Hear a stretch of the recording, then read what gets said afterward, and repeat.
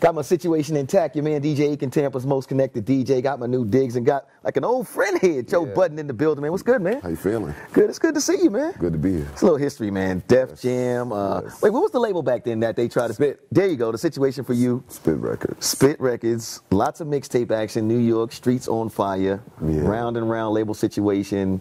And kind of back now, like, you kind of in control of your own situation kind of heavy now. Yeah. How's that feel? Feels good. Really? It feels good. It feels on all fronts. I mean, you know, when I first came in with that situation, right? You know, it was very new. We're still trying to figure out, you know, which direction to go in with that whole thing. But now, for it to kind of just all come full circle, to just be in so much control, right? You know, it definitely feels good. I want to ask you something, too, before I get too deep, because, like I said, you was in a major situation. I remember that because I was part of Def Jam then. But to go through that, when did you decide, or what made you decide, I got it now, I'll take care of it, I know how it's going to be? Like, Joe Budden will now control the situation. Well, you know, I came in very early, so I was real young. There was a point where I felt I had gained enough information, right, and learned enough from the people that I was around. Right. I want to say it was when Kevin and Leor left the building, and LA came in, and some other people came in. It was like, all right, I probably need to get a hold of my situation and take things into my own hands. Right.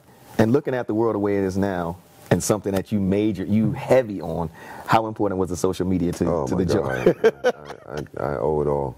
I owe it all. When there was nowhere to go. Right. You know, when I had no outlet, that's where I went to distribute the music. Right. And, it just so happens that started to become the trendy thing, and the thing that the labels needed to pay attention to now. Right. How important was Twitter? Because you're like a major force out there too. Like, did you see it going where it's at right now? Like where Twitter's at right now? No. Did you see it when you jumped on it, Joe Budden, speaking your mind, every thought? Did you see it where it was going to be now? No, not as popularized, right, as it is, but still a very important tool in marketing and just talking to the fans, period. Right. But I didn't think everybody in the universe would have a Twitter. Right. You know. Let's talk music for a second, because I mean, with the chaos that's going on, I want music first, man, because you, my opinion, and a lot of people's opinion, one of the dopest to touch the mic. Thank you. Like, and I mean, you know, aside from the chaos that goes around that keeps Joe Budden like, in the market, whatever, musically, what's going on right now? Like, what's going on with the projects right now? I got a couple of records, and I know you're working on some new stuff, and I know there's a Slaughterhouse thing. Where musically right now? I have my solo effort, No Love Lost, in stores Tuesday. Okay. Really excited about it. Like you said, we just came off the Slaughterhouse album in August. Right. And supposed to go back in with the guys real soon to record and get working on that as well. But yeah, everything has just been surrounding this No Love Lost album that was on E1.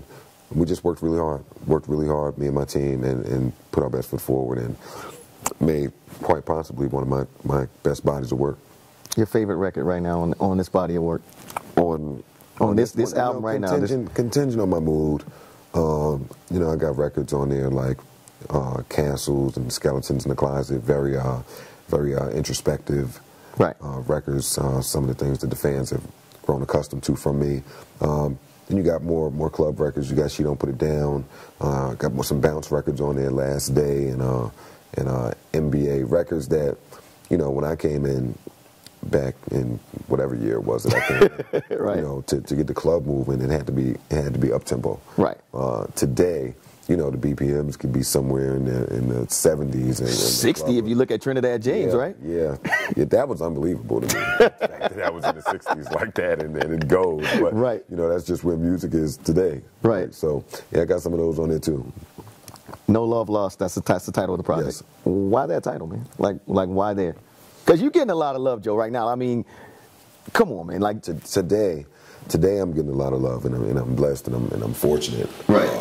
That wasn't always the case, you know. I ran across a lot of paths in this business, made a lot of relationships, ruined a lot of relationships. It was kind of my mass message to everyone who I've encountered in this industry. Like, it's no love lost, no matter what our relationship was. So what is your favorite part about this? Is it the show? Is it the studio? Is it What is your favorite part? I know you may not get this question much, but creating is always, probably will always be my favorite thing to do. Just as a musician, I'm so passionate about it. So anytime you can get the wheels turning and be able to execute what you work on in your head so often, you know, that's a high like no other. Right. And normally I could go right here. I could be like, you know, you got the music, you got this, you got that. What's the big picture for Joe? And normally I would go any TV in mind, but you already there, dude. Like, well, hopefully we can get in. We can get into some real acting. Well, you know where I want to go. You know I want to go here. What? Because and I'll put it this way, musically, like I said, one of my favorites. Love your work, and not just saying it because you're sitting here. Like I've been a part, like being able to help move your movement from the beginning, being a street teamer. Seeing how the reality show thing goes, what made you say, "I'll do this"? Because I didn't think people really got me. Gotcha. I didn't think that people really, as transparent as I've been on records for so many years, I still didn't think it was enough for people to be able to connect the dots when it came to Joe Budden. And I thought that being on TV every Monday night would give people a better way to gauge. So and a better way to just raise awareness into everything that I have going on, which is normally a lot. But do you think, and I'm asking this from my artist side of the point, because I like the last one, the Atlanta, Stevie J became a big star reality show wise. But a lot of these younger dudes, and I'm sure you know his history, that dude has got some hits under his belt. Yeah. But to me, I think that kind of the way he went, and not that it's a bad thing, because like I said, I still like to do professionally, he's done some great work, and I still think he's a talent. But do you think that hurt him, or could it possibly hurt you being that transparent, or people see some of the arguments and stuff that go on there? Because it be all the way in your life, Joe. They all the way in. For me, what you hear on record is not going to be too different from the person that you meet. Right. And I didn't think that was, I don't think that's the case for most rappers. So it's something I want to take advantage of. I think that with so much going on in music, because like a lot of guys, Stevie J, though me and you are familiar with his history. Right. Like you say, a lot of the younger people aren't, because maybe he isn't so active today. I'm very much active today. Right. So I didn't think the lines would be crossed at all. Gotcha. And something that I don't like a lot about like what's going on right now, does it bother you though when these dudes do interviews like this whole, like I wake up in the morning and I knew you were coming, I was like, yo, my man Neil, shouts out to him and Vibe Nation, he was like, yo, the Joe Budden interview, and I wake up, so I'm looking, making sure, records and the music and stuff, and then of course, because you're one of the popular people on the show, there's one person speaking on you, then there's the consequence thing with the want to put hands on you. Like, that's not what you got into it. I know that's not what you got into it for. I try not to, I control what I can control, which is me and my behavior. How other people choose to behave and live their life, I try to stay away from it. Does it get aggravating at some point? Of course it gets aggravating. But I mean, it was one point in my career where, I would have read something that somebody would have said, and I would have went on an all-out attack. Today, I just try to care about the things I care about. Right. And that list is very short. Well, one thing you care about, and I'm glad you're here, because I'm not gonna hold you up too much longer than this. I want the kids to know, because you talk about it a lot, your past with drugs and that sort of thing. And one thing I try to tell kids, like, no matter what you've been through, when you wake up that next day, that's your chance to start from there. Like, how I live by that. What would you tell a kid right now? It's like, because they think that Joe Budden living a life. He's on TV, the chicks is after him, we follow him on Twitter, the rhymes are there. But Joe Budden has been through it. So what would you tell a kid that's like, what do Joe, I got these problems, I'm never gonna make it, I can't make it?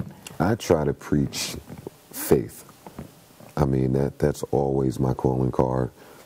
Just to believe in something, even when you may not have very much reason to. Right. Like, it's gotten me through so much in life, in music, with family, like, even with women now. Like, my first question to them is how strong is your relationship with God? Like, and maybe that just comes with age, because I wasn't like this. I wasn't like this in my early 20s. Right. But just evolving and maturing, it feels good. So I would definitely tell the kids, you know, be yourself, number one. Right. Because nobody can do that better than you.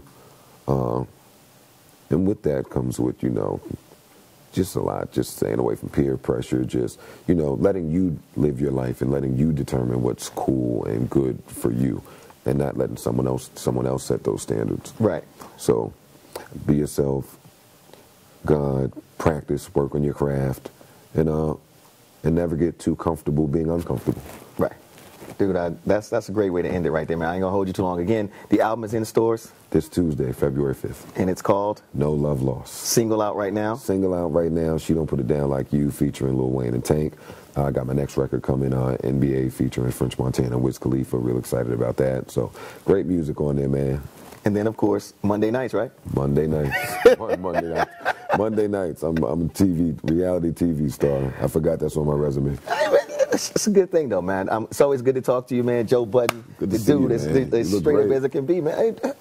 Hey, I watch you as positive. I'm following, dude. I'm following. Joe Budden right here. Get that album on Tuesday, man. It's MyPlace right here. Hot 101.5. We here.